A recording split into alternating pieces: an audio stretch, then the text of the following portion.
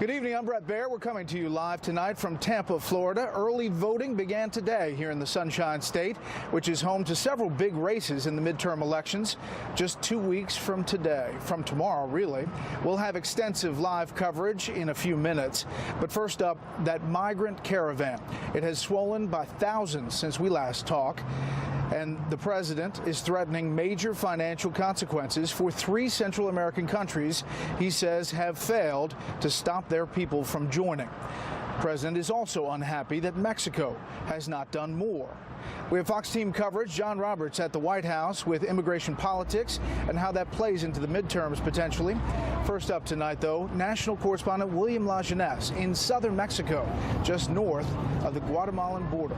Good evening, William.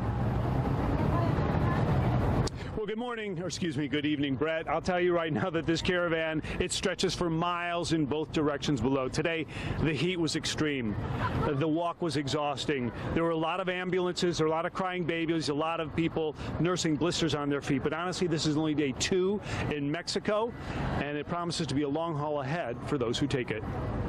A showdown heading towards the U.S. border as the migrant caravan began moving some 25 miles north Monday, helped by Mexicans offering food, water, and transportation. You know, like these people's doing right now. Look at them. They got good hearts. Since leaving Honduras last week, organizers say the group doubled in size to more than 7,000. Some applied for asylum here, but most say they want to enter the U.S., legally or not, despite the president's warning. This is not going to be easy. But, you know, it's a lot of people. I don't think he's going to be able to stop everybody. After first telling President Trump it would stop the caravan, Mexico reversed course, overwhelmed by sheer numbers and wanting to avoid a violent confrontation.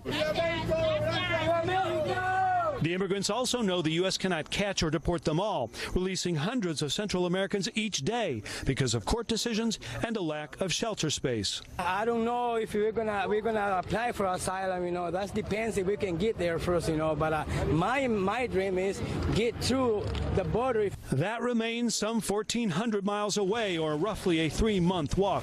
Migrants hope buses or the train will cut that time in half. Their final destination, we're told, California, not Arizona or Texas. Mexico says roughly 1,000 families applied for asylum here. If approved, they can stay in Mexico to live and work. The United Nations Refugee Agency is helping process those claims, but also makes the distinction between migrants fleeing crime and poverty versus likely victims of racial, religious, or political persecution. Migrants are the ones that willingly are leaving their countries to pursue a better future, as you mentioned. While refugees are people that they don't have the possibility to go back, either because they will face death or retaliation. What we're honestly witnessing here, Brett, is an exodus from Honduras, Guatemala, and even some from El Salvador. The people there say they have basically, because of poverty, crime, and corruption, they have no hope, they have no wages, and they have nothing to lose, and that's why they continue to come. Back to you. William Lajeunesse live along Mexico's border with Guatemala. William, thank you. Well, he's not denying it. The president is clearly using immigration politics to whip up his base ahead of the November elections. And he says he won't stand for that caravan getting in to the U.S. Chief White House correspondent John Roberts has that part of the story tonight, live from the North Lawn. Good evening, John. Brett, good evening to you. The caravan and immigration will be front and center when the president holds a campaign rally in Houston, Texas tonight. Illegal immigration along our southern border is up 30% over last year.